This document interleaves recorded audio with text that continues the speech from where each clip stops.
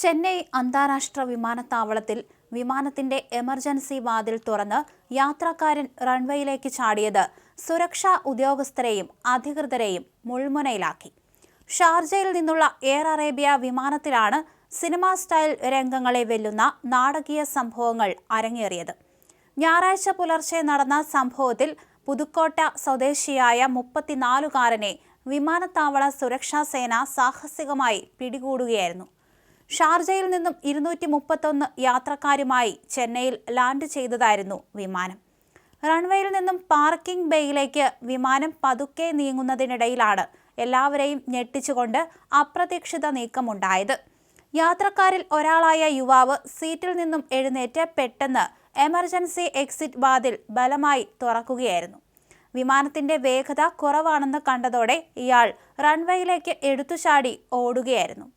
യുവാവ് പുറത്തേക്ക് ചാടുന്നത് ശ്രദ്ധയിൽപ്പെട്ട പൈലറ്റിന്റെ മനസാന്നിധ്യമാണ് വലിയ അപകടം ഒഴിവാക്കിയത്.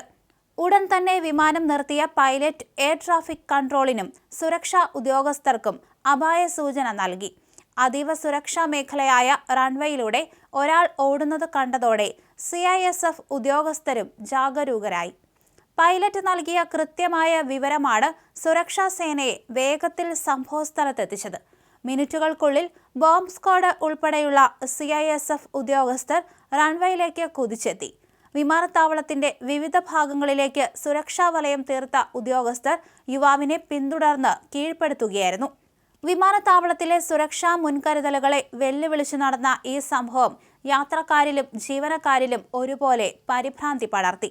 വിമാനത്തിൽ നിന്ന് താഴേക്ക് ചാടിയതിനെ തുടർന്ന് യുവാവിന് നിസ്സാര പരിക്കേറ്റിട്ടുണ്ട്. ഇയാൾക്ക് വിമാനത്താവളത്തിൽ വെച്ച് തന്നെ പ്രാഥമികമായ ചികിത്സ നൽകി. CISF ഉദ്യോഗസ്ഥർ ഇയാളെ കസ്റ്റഡിയിലെടുത്ത് പ്രത്യേക ചോദ്യം ചെയ്യൽ കേന്ദ്രത്തിലേക്ക് മാറ്റുകയായിരുന്നു. വിമാനത്താവളത്തിന്റെ സുരക്ഷാ ചട്ടങ്ങൾ ലംഘിച്ചതിനും യാത്രക്കാരുടെ ജീവൻ അപകടത്തിലാക്കിയതിനും ഇയാൾക്കെതിരെ കർശന നടപടി സ്വീകരിക്കും.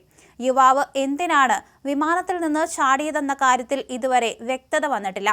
ഇയാളുടെ മാനസിക നില പരിശോധിച്ചു വരികയാണെന്ന് വിമാനത്താവള അധികൃതർ അറിയിച്ചു.